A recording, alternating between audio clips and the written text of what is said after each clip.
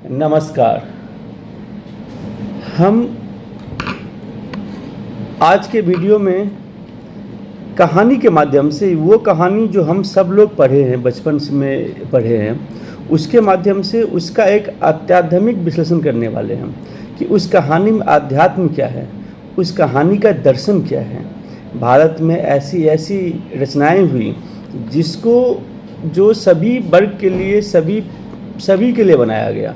ऐसा है कि उसको बच्चे पढ़े तो आनंदित हो जाए, जो बड़े ज्ञानी पढ़े उसे कुछ नया ज्ञान मिले, नया कुछ रहस्य जानने को मिले। तो ऐसे ही एक कहानी है जो आप सभी लोग बचपन में बहुत लोगों ने पढ़ा होगा। मेरे टाइम में तो टीवी में सीरियल आया करता था, विक्रम बेताल। हम बेताल पचीसी की कहानी को लेकर आज बताने वाले हैं। क्या है विक्रम बेताल? सम्राट विक्रमादित्य और एक बेताल की कहानी है। तो आइए इस कहानी को हम लोग डिटेल में जानते हैं और इसका आध्यात्मिक विश्लेषण करने वाले हैं। देखिए क्या होता है, जो सम्राट विक्रमादित्य थे उनके दरबार में रोज़ सुबह सुबह कोई ना कोई मिलने के लिए आया करता था और आकर उनको अच्छे अच्छे भेंट दिया करता था। तो वैसे विक्रमादित्य के दरबार में रोज़ सुबह एक फ़कीर आता था और उसे उन्हें एक जंगली फल गिफ्ट दिया करते थे। विक्रमादित्य उस फल को लेकर क्या करते, वो उस फल को वजीर को दे देते, मंत्री को दे देते और उसको मंत्री किसी न किसी जगह उसको रख देता था। ऐसे करके वो रोज़ आके वो फल देना शुरू करते थे। चूँकि राजा के पास रोज़ बहुत सारे लोग आते हैं, राजा के पास इतना समय नहीं है कि वो सबसे बात करे, किस लिए आए हो, क्या क्यों लेके आए हो। और वैसे भी फ़कीर में ऐसा कुछ था नहीं जो उसे कुछ पूछा जाए। तो वो फ़कीर रोज़ सुबह सुबह आके फल देना शुरू किया। ऐसा क्रम से 10 साल तक चलता रहा। एक दिन क्या हुआ कि जब वो सुबह में फल देने के लिए आया फ़कीर, तो एक जंगली फल था, एक अजीब सा फल था, वो राजा को दिया। उस दिन राजा का एक पालतू बंदर दरबार में था। तो राजा ने क्या किया, वो फल उस बंदर को दे दिया। बंदर ने जैसे उस फल को तोड़ा, उसमें से एक हीरा निकला, एक बहुमूल्य धातु निकला, बहुमूल्य जेवर निकला। उस हीरा को देख के राजा आश्चर्य में पड़ा। राजा ने तुरंत अपने मंत्री से कहा कि इनके बाकी फल कहाँ हैं, सब फल ले आओ। मंत्री सभी को एक जगह डंप कर रहा था, एक गड्ढे में उसको डाल रहा था। मंत्री फटाफट गया, वहाँ पर जब जाके देखा तो देखा वहाँ पर पूरा हीरा भरा हुआ है। राजा को समझ में आ गया कि यह फ़कीर आम फ़कीर नहीं है। तो राजा ने उससे पूछा यह क्या है। अब देखिए यहाँ पर दर्शन शुरू होता है। फ़कीर ने कहा कि जीवन हमें रोज़ कुछ न कुछ नया फल देती है, उसमें कुछ न कुछ उपहार होता है और हम लोग जाने अनजाने में उस फल को स्वीकार नहीं करते, उस फल को अलग रख देते हैं, क्योंकि हम सोए रहते हैं, मूर्छावस्था में रहते हैं, हम उसको नहीं जानते हैं। तो अब राजा ने जैसे ही देखा ये सारे इतने सारे बहुमूल्य हीरे हैं, तो राजा ने पूछा आप कौन हो और क्या चाहते हो। तब फ़कीर ने कहा कि मैं एक वीर राजा चाहता हूँ, और चूँकि आप वीर हो इसीलिए आपको कहता है वीर विक्रमादित्य। इतिहास में वीर सिर्फ दो को कहा गया है, एक महावीर को और दूसरा विक्रमादित्य को। आप वीर हो और मुझे एक जागे हुए इंसान की आवश्यकता थी, तो आप अब जाग गए हो। तो राजा ने कहा कि ठीक है, आप बताओ मैं आपके लिए क्या करूँ, आप क्यों आप मुझसे क्या चाहते हो। तो फ़कीर ने कहा कि आज अमावस्या की रात है और रात में शमशान घाट पे आके मुझसे मुलाकात करो। अब ऐसा था कि राजा उसके फ़कीर के बातों को टाल भी नहीं सकता था, क्योंकि 10 साल से उसके उपहार को वो छोड़ रहा था। अब राजा को ये समझ नहीं आ रहा था कि ऐसा नहीं हो कि मैं मना कर दूँ, उसी शमशान घाट में कुछ रहस्य हो। तो राजा ने कहा ठीक है। अमावस्या की रात थी, फ़कीर ने कहा अकेले आना। विक्रमादित्य अमावस्या की काली रात में गए शमशान घाट। वहाँ पर उस फ़कीर को देखा। फ़कीर ने कहा कि एक काम करो, यहाँ से कुछ दूरी पर एक बरगद का पेड़ है, उसमें बहुत सारी लाशें हैं जो लटकी हुई है। तुम जाकर उसमें से एक लाश को मेरे पास ले आओ। ध्यान रखना, यह लाश तुमको सुबह होने से पहले लाना है, वह मृतदेह तुमको सुबह होने से पहले ले आना है, सूर्योदय होने से पहले। दूसरी बात और, मौन रहना, जागरूक रहना, चेतना में रहना, नहीं तो कुछ भी हो सकता है। राजा तो डर गया, लेकिन क्या है, जो वीर होते हैं ना, डर तो सबको लगता है, कायर को भी डर लगता है, वीर को भी डर लगता है, बट कायर डर के काम को छोड़ देते हैं और वीर डर के काम को करते हैं। यही वीर और कायर में अंतर है। तो राजा विक्रमादित्य तो बहुत वीर थे, तो बोले ठीक है मैं जाता हूँ। तो वो वहाँ पर गए, चुपचाप उस पेड़ के सामने गए। पेड़ के सामने गए तो वहाँ पर देखे बहुत सारे लाशें हैं, उस पेड़ पर उल्टा टंगी हुई तो 25 लाशें हैं, उसमें से किसी एक को लेके आना है। विक्रमादित्य पेड़ पर चढ़े, बरगद के पेड़ पर, और एक लाश को वहाँ से रस्सी में बंधे हुए तो उसको काट के नीचे उतारा। जैसे ही वो लाश नीचे गिरी, वो ज़ोर से हंसने लगी।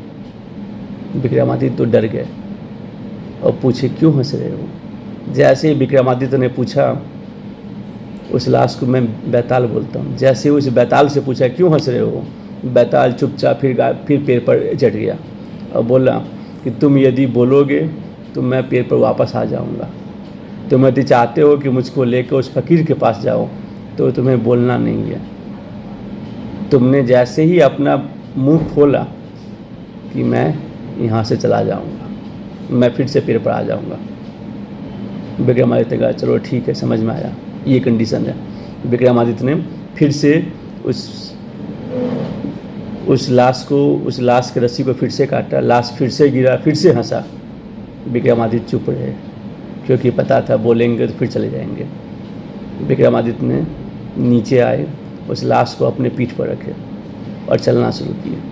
बैताल कहता है विक्रमादित्य से, रास्ता दूर है, चलो कुछ कहानी कहता हूँ, मैं आपको कुछ कहानी सुनाता हूँ, आप कहानी सुनो ताकि आपको अच्छा लगे। ठीक है। अब विक्रमादित्य को सुनना भी नहीं था कुछ पसंद, विक्रमादित्य को सिर्फ ये था कि किसी तरीके से उसको उठा के लेके चले जाए।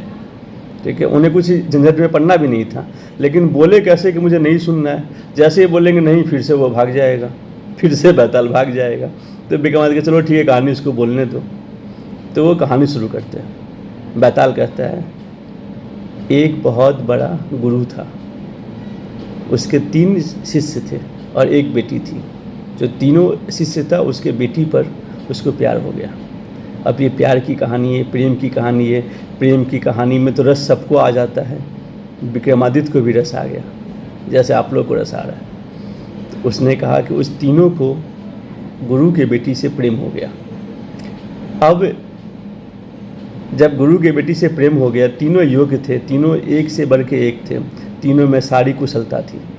अब ये समस्या में था कि जो गुरु है वो किसको अपना दामाद के रूप में स्वीकार करें। उस लड़की के लिए भी समस्या था कि वो किसको अपना पति माने, क्योंकि किसी एक को मानेगा तो बाकी 2 के लिए वो ज़िंदगी भर पछताएगी, क्योंकि सब में अपने आप में अद्वितीय गुण थे। तो अब क्या करें। इस उहापोह में बहुत दिन तक रहे। अब कोई सिलेक्शन में जा नहीं पा रहा था, कुछ भी निश्चित हो नहीं पा रहा था कि किसके साथ जाए। अंतिम में उस लड़की ने आत्महत्या कर ली, सिलेक्शन ना होने का आत्महत्या कर ली। अब क्या हुआ कि आत्महत्या करने के बाद उसका अंतिम संस्कार किया गया। जब उसके बॉडी को जलाया गया तो उसी के राखों के बीच में जो पहला शिष्य था वो वहीं पर बैठ गया। बोला कि वहीं पर उसके राखों को अपने देह में लगा के, वेशभूषा लगा के पागल हो गए, तो वहीं पर बैठा रह गया। जो अब वो उसको छोड़ के गया ही नहीं। जो दूसरा शिष्य था उसने क्या किया, उसने कहा कि जिसके साथ जीवन बिताना था वो तो रहा नहीं, अभी जीवन का क्या करना। उसने सब कुछ छोड़ के निकल गया, रास्ते पर अकेले रास्ते पर चल पड़े, किसी से कोई मतलब नहीं है, घर बार छोड़ दिया और चुपचाप चले गए, क्योंकि जो साथ देने वाला ही नहीं रहा तो जीवन में रह के करना क्या। और तीसरा ने क्या किया, तीसरा बहुत आशावादी था। उसे पता था कि भारत में कुछ ऐसे मंत्र हैं, भारत के कुछ एक साधु सन्यासी कुछ लोग ऐसे हैं जिनके पास मंत्र हैं जो मृत लोगों की हड्डियां से उसको पुनर्जीवित कर सकते हैं। इसीलिए उसने क्या किया, उस लाश के राख से हड्डियों को चुन चुन के अलग अलग रखा, सबको सहेज के संभाल के अच्छा से रोज़ उसको धो के रखता था, ताकि इस उम्मीद में कि कोई ना कोई आएगा और उसको जीवित करेगा। वो रोज़ उस हड्डियों को धोता था, संभाल के रखता था कि शायद कोई आ जाए और कोई उसको जीवित करे। बहुत साल बीत गया। तो एक तो वहीं पर पड़ा हुआ रह गया, दूसरा घर बार सब छोड़ के उसके प्यार में पागल हो के चला गया, तीसरा उसको बहुत सहेज के रखा। जो दूसरा जो घर द्वार छोड़ के चला गया था, उसे एक ऋषि मिला, एक साधु मिला। उसने उसको ये मंत्र बताया कि जिस मंत्र के थ्रू किसी भी डेड बॉडी को या किसी भी जो हड्डियां होती है उसको हम जीवित किया जा सकता है। अब यह मंत्र सुन के वो दौड़ते हुए आया इस बात में कि कहाँ वो मंत्र है, मतलब कहाँ। अब उसे इस बात का डाउट था कि शायद वो बॉडी बचा है, अभी नहीं बचा है। वो जैसे ही वो आया, वो मंत्र को सुन के पागलों की तरह आया, जो कुछ भी मुझे हड्डी मिल जाए तो मैं कुछ कर पाऊँ, फिर से उसको ला पाऊँ। तो जैसे वहाँ पर पहुँचता है तो मालूम चलता है कि उसका जो एक साथी है उसकी हड्डियों को बहुत संभाल के रखा है। ठीक है, अब उसने क्या किया, उस मंत्र का उच्चारण किया और फिर से युक्ति पैदा हो गई। फिर से वो युक्ति और अधिक खूबसूरत, वो गुरु की बेटी जो थी वो फिर से जन्म ले ली, फिर से अच्छी खूबसूरत। अब जैसे वो फिर से जन्म ले ली, अब फिर से विवाद पैदा हो गया कि वो बच्ची किस, माने वो जो गुरु की जो बेटी फिर से जो पैदा हुई वो किसके साथ शादी करेगी। फिर से वही क्वेश्चन खड़ा हो गया। ये सब कहानी सुनते सुनते जो विक्रम था वो भी कहानी में खो गया था, राजा विक्रमादित्य भी कहानी में खो गए थे। क्या कहानी चल रहा है, वो सारे कहानी में खोए हुए, जैसे आप लोग खो गए हो, विक्रमादित्य भी खो गए थे। तब बैताल ने कहता है कि राजा गौर से सुनो। अब फिर वही परिस्थिति हो गई कि अब वो किसको चुने और कौन इसका असली पति होने का हकदार है। ठीक है, बैताल ने कहा कि आपने तो कहानी सुना, विक्रमादित्य को कहा राजा आपने तो कहानी सुना, यदि आपके मन में कोई उत्तर आया है तो आप मुझे बताओ। यदि उत्तर आया है और यदि नहीं बताओगे तो अभी यहीं पर मर जाओगे, और उत्तर आया तो आपको बताना पड़ेगा। राजा बहुत तार्किक था, बहुत बुद्धिमान था, उनके दिमाग में तो उत्तर आ गया। अब नहीं बताए तो वहीं पर मर जाए, अब बताए तो फिर से ये बैताल भाग जाए। बट क्या करे, क्योंकि उनके मन में उत्तर आ गया था तो उन्होंने बताया। उन्होंने ये बताया, आप लोगों को क्या लगता है? चलिए मैं बताता हूँ। विक्रमादित्य ने ये कहा कि जिसने मंत्र को जाना और मंत्र को जान के पुनर्जीवित किया, वह तो जीवन देने वाला हो गया, वह तो बाप तुल्य हो गया, वह तो पिता के समान हो गया। उससे उस कन्या का विवाह नहीं हो सकता क्योंकि वो उसका बाप है। जिसने उसके हड्डियों को संभाल के रखा, इतने दिनों तक गंगा में धोया, रोज़ संभाल के रखा, वो एक कर्तव्य का पालन कर रहा था, वो जिम्मेदारी का काम कर रहा था, वो तो बेटा समान हुआ, वो तो बेटा समान हुआ। वो प्रेमी नहीं हो सकता, वो पति नहीं हो सकता, वो बेटा है जिसने अपने इतने संभाल के रखे।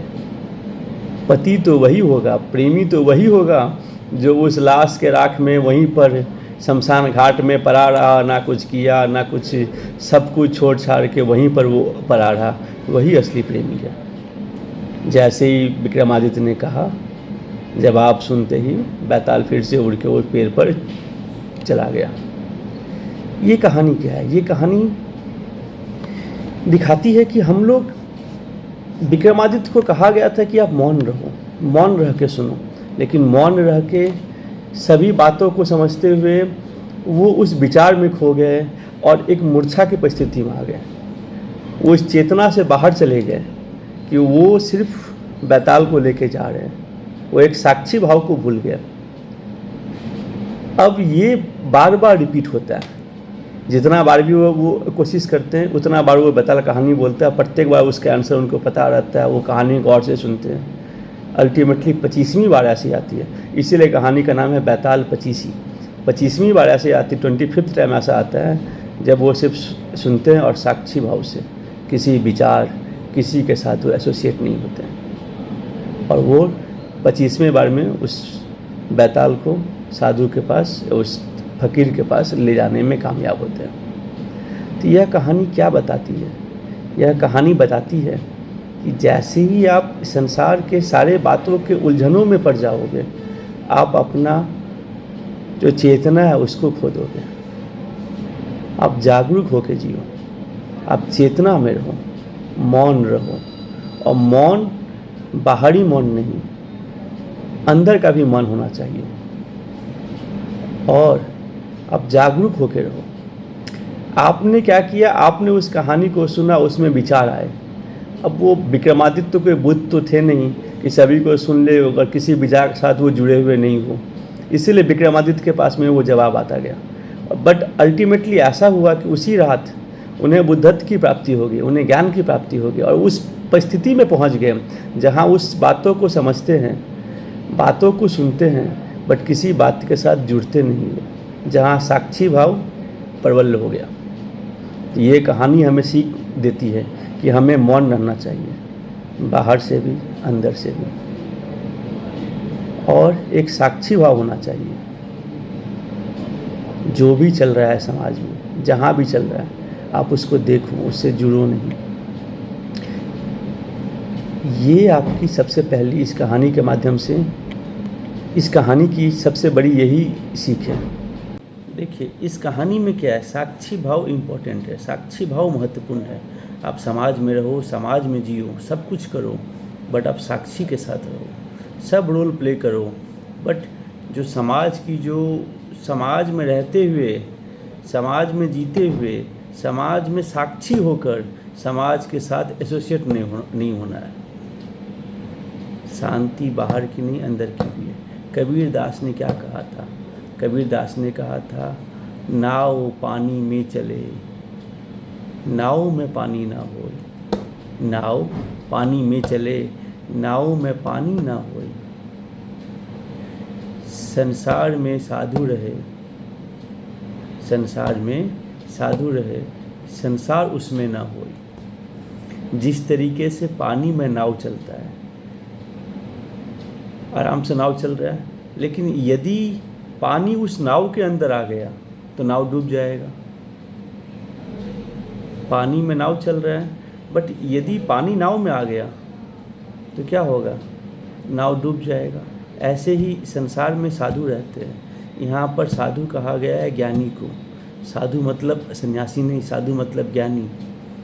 संसार में साधु रहते हैं। ऐसा नहीं कि साधु को घर छोड़ देना है, परिवार छोड़ देना है, पहाड़ पर, जंगलों पर रहना, ऐसा कुछ नहीं है। इस संसार में रहते हुए रहना है। जैसे नाव पानी में रहता है, ऐसे ही जो साधु होते हैं वो संसार में रहते हैं। बट जो संसार की बुराइयां हैं, ईगो है, अहंकार है, क्रोध है, गुस्सा है, माने वासना है, जो भी है, वो साधु के जीवन में नहीं आना चाहिए। यदि वो साधु के जीवन में आ गया तो उसकी चेतना डूब जाएगी, उसकी चेतना डूब जाएगी। तो साक्षी भाव से, जब आप साक्षी भाव से सब चीज़ को देखते हो, तब आप किसी से कुछ जुड़ते नहीं हो। आप बिना जुड़े हुए सब बातों को समझते हो, सब रोल प्ले करते हो, माँ का, बेटा का, बेटी का, पत्नी का, पति का। आप सब भूमिकाओं को निभाते हो। सभी भूमिकाओं को निभाते हुए, समाज में रहते हुए, सब कुछ करते हुए भी आप साक्षी भाव से रहते हो और अपनी चेतना को बचा के रखते हो। संसार की बुराइयों को अपनी चेतना में नहीं आने देते हो, चेतना को नष्ट नहीं करते हो। यही इस कहानी का माध्यम है। ठीक है।